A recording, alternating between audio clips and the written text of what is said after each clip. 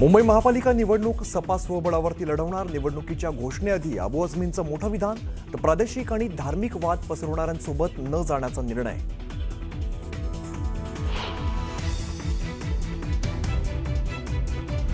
भाजप पदाधिकाऱ्यांच्या तक्रारीनंतर रवींद्र धंगेकरांवरती कारवाई होण्याची शक्यता. युती धर्म किंवा आघाडी धर्म पाळण्याआधी पुणेकर धर्म पाळा, धंगेकरांचा ट्विट.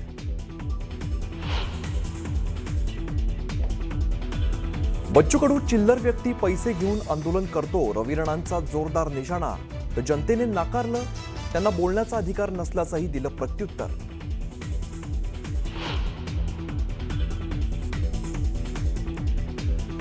दिवाळी पाडव्याच्या दिवशी उद्धव ठाकरेंची शिवतीर्थ निवासस्थानी भेट. राज ठाकरेंच्या आई मधुवंती ठाकरेंना दिल्या वाढदिवसाच्या शुभेच्छा.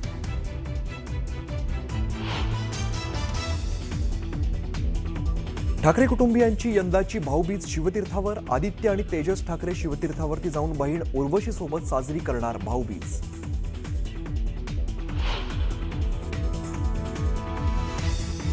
मनसेच्या दीपोत्सवावरती महाराष्ट्र पर्यटन विभागाची जाहिरात. राज ठाकरेंचा नामोल्लेख टाळल्यामुळे मनसेचा आक्षेप.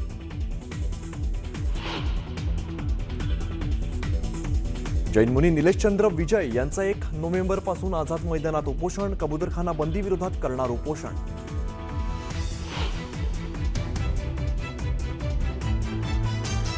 कल्याणच्या मोहने परिसरात 2 गट आपापसात भिडले. दगडफेक, तोडफोड आणि हाणामारीमध्ये 4 ते 5 जण जखमी.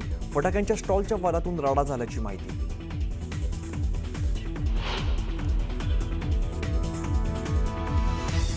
हवा प्रदूषणाच्या बाबतीत नागपूरचं दिल्लीच्या पावलावरती पाऊल. नागपूरच्या हवा प्रदूषणात वाढ. दिवाळीच्या दिवशी हवेच्या गुणवत्ता निर्देशांकाने गाठला 204चा टप्पा.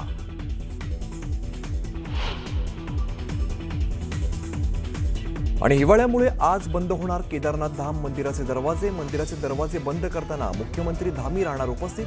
पुढचे 6 महिने उखीमठाच्या ओंकारेश्वर मंदिरात होणार पूजा.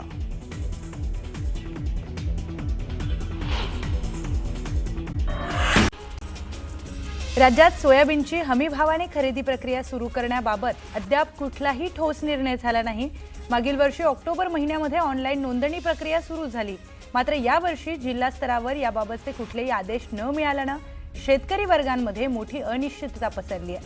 हमीभाव खरेदी केंद्रे सुरू होणार की नाही याबद्दल संभ्रम निर्माण झालाय. डंकिंग ग्रुप मेघवाडीच्या वतीने बालकलाकारांनी किल्ले शिवराजेश्वर मंदिर साकारलंय. शिवराजेश्वर मंदिरामध्ये मालवणच्या किल्ल्याचा देखावा उभा केलाय. बालकलाकारांच्या या कलेचं विशेष कौतुक केलं जात आहे. पुण्याच्या दौंड तालुक्यातील नांदगावमध्ये शेळीला वाचवण्यासाठी गेलेल्या महिलेला विजेचा शॉक बसलाय.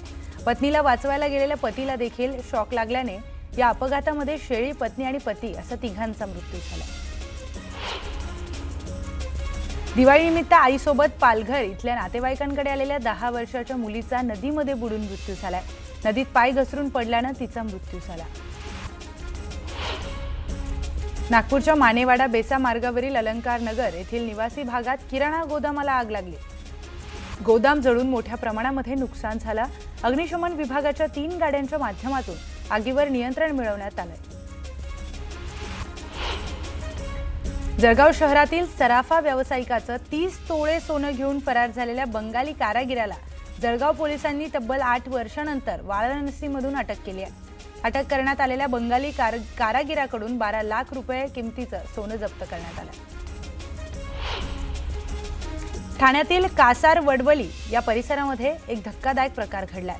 साई पार्थ या इमारतीतील मद्यधुंद अवस्थेतील वॉचमनने रस्त्यावरून जात असलेल्या 4 वर्षाच्या चिमुरडीची छेड काढल्याचा आरोप तिथल्या नागरिकांनी केलाय.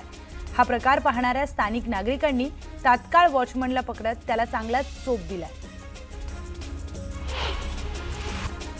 चिपळूणमधील मिरजोळी, गोवळकोट, कोंढे या भागामध्ये वादळी वाऱ्यासह जोरदार पाऊस झाला. भात कापणीवेळी झालेल्या परतीच्या पावसाने बळीराजा संकटात सापडला. पालघर जिल्ह्यात वादळी वाऱ्यासह परतीच्या पावसाची दमदार हजेरी पाहायला मिळाली. पालघर, बोईसर, कासा परिसरामध्ये दमदार पाऊस सुरू झालाय. या मुसळधार पावसामुळे भात उत्पादक शेतकरी हा संकटात सापडलाय. रत्नागिरी जिल्ह्यातील खेड परिसरामध्ये दिवाळीच्या मुहूर्तावर मुसळधार पावसाने हजेरी लावली. अचानक झालेल्या मुसळधार पावसामुळे शेतकऱ्यांचं मोठं नुकसान होत आहे. हातातोंडाशी आलेलं भाताचं पीक हे पाण्यात बुडाल्यानं शेतकऱ्यांच्या मेहनतीवर पाणी फिरणार आहे.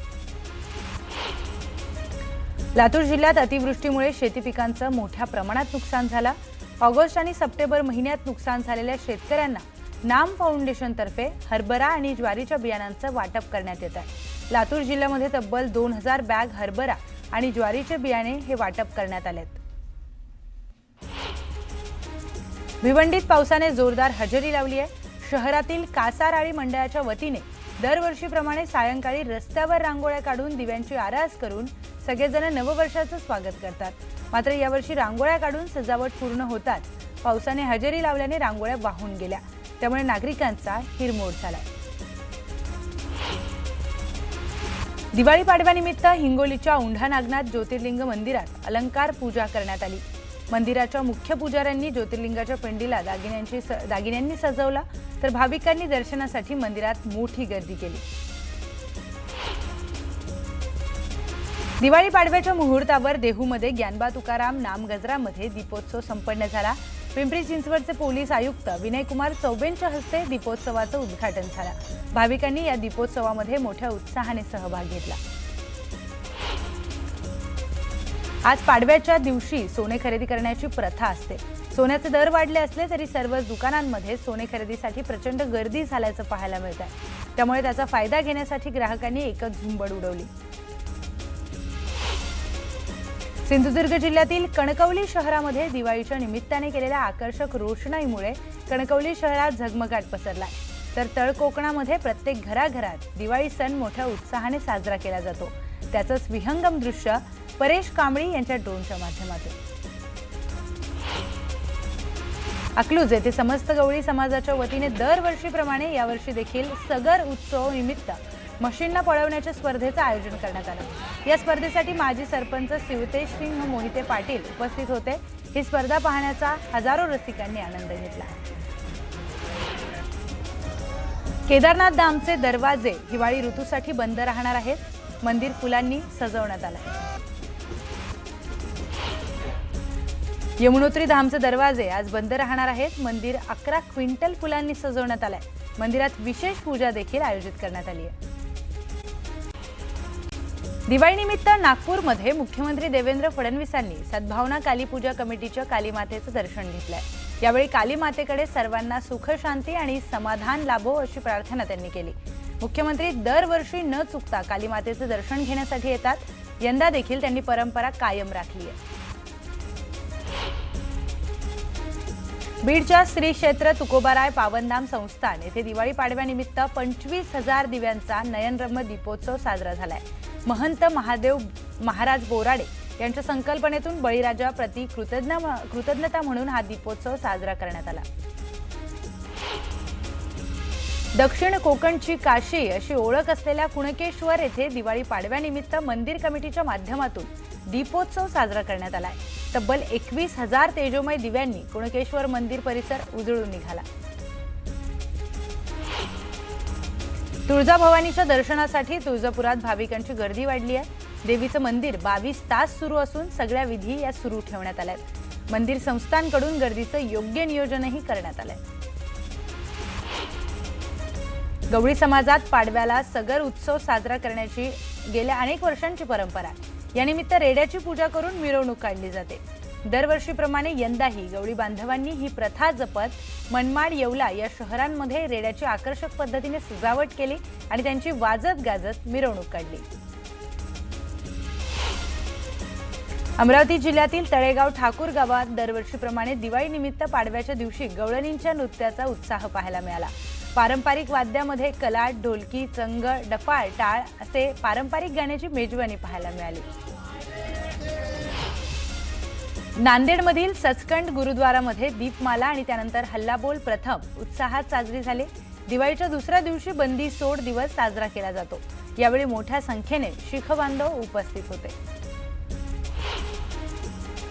दिवाळी सणाच्या पार्श्वभूमीवर मंत्री गुलाबराव पाटील यांनी आपल्या पाळधी गावामध्ये स्नेहमिलनाचा कार्यक्रम आयोजित केला होता. या कार्यक्रमामध्ये त्यांच्या बालपणीचा मित्रांसह गावातील शेतकरी आणि नागरिकांना दिवाळी फराळासाठी निमंत्रण देण्यात आलं होतं.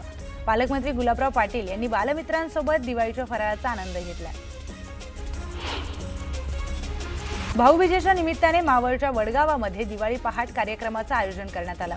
नवीन वर्षाच्या स्वागतासाठी नवी संकल्पना घेऊन साकारलेल्या या दिवाळी पहाट सबरंग कार्यक्रमाने वडगावचा आसमंत सुरांनी भारावून गेला. पार्श्वगायक देवांश भाटे यांच्या सुरेल आवाजाने उपस्थित वडगावकर मंत्रमुग्ध झाले. हवा प्रदूषणाच्या बाबतीत नागपूरनं दिल्लीच्या पावलावर पाऊल ठेवलंय. दिवाळीच्या दिवशी हवा गुणवत्ता निर्देशांकानं 204चा टप्पा गाठला. सिव्हिल लाईन्स परिसरामध्ये सर्वाधिक हिरवळ असताना सुद्धा या परिसरामध्ये हवेची गुणवत्ता खराब श्रेणीवर पोहोचली. पुण्यात दिवाळीला लक्ष्मीपूजनाच्या दिवशी हवेची गुणवत्ता मध्यम श्रेणीत राहिली. मागील वर्षी हवेची गुणवत्ता वाईट श्रेणीत होती. यंदा मात्र पुणेकरांना दिवाळीला होणाऱ्या वायू प्रदूषणातून काही प्रमाणात दिलासा मिळालाय. पुण्याचा हवा गुणवत्ता निर्देशांक 132 होता, तर गेल्या वर्षीच्या तुलनेत ही लक्षणीय सुधारणा आहे. मागील वर्षी दिवाळीच्या दिवशी AQI हा 201 इतका होता, जो वाईट श्रेणीमध्ये येतो. राजधानी दिल्लीतील हवेची गुणवत्ता 400 पर्यंत गेली असताना प्रदूषणाचं संकट आता देशभरातील इतर शहरांमध्ये देखील पसरत आहे. दिल्ली NCR सह महाराष्ट्राची राजधानी आणि त्याचबरोबर नागपूरमध्ये हवेची गुणवत्ता देखील खराब श्रेणीमध्ये पोहोचली आहे. दिवाळीच्या दिवशी शहराची हवेची गुणवत्ता सर्वात वाईट पातळीवर नोंदवल्या गेली आहे. दिवाळीमध्ये ग्रीन फटाके फोडण्याची सर्वोच्च न्यायालयाने दिलेली मुभा दिल्लीकरांच्या आरोग्यासाठी अपायकारक ठरली आहे. न्यायालयाने ग्रीन फटाक्याची परवानगी दिली होती, मात्र ग्रीन फटाक्यांऐवजी प्रदूषण वाढवणारे फटाके फोडल्यामुळे दिल्लीतील हवा प्रचंड विषारी झाली आहे. हवेचा इंडेक्स हा 400 पेक्षा पुढे गेलाय. भारत आता खऱ्या अर्थाने डिजिटल अर्थव्यवस्थेकडे वाटचाल करतोय.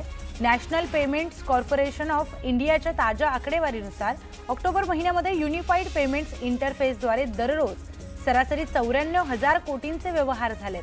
UPI व्यवहारामध्ये सप्टेंबरच्या तुलनेत तब्बल 13% वाढ झाली. सोने आणि चांदीचे दर उच्चांकावर पोहोचल्यानंतर आता घसरण सुरू झाली आहे. या घसरणीमध्ये आणखी वाढ होऊ शकते. जागतिक बाजारामध्ये मंगळवारी एकाच दिवसात सोने आणि चांदीच्या दरात रेकॉर्ड ब्रेक इतकी घसरण झाली आहे. यानंतर तज्ज्ञांकडून भारतीय बाजारात सोने आणि चांदीच्या दरात आणखीनच घसरण होण्याचा अंदाज वर्तवण्यात आला.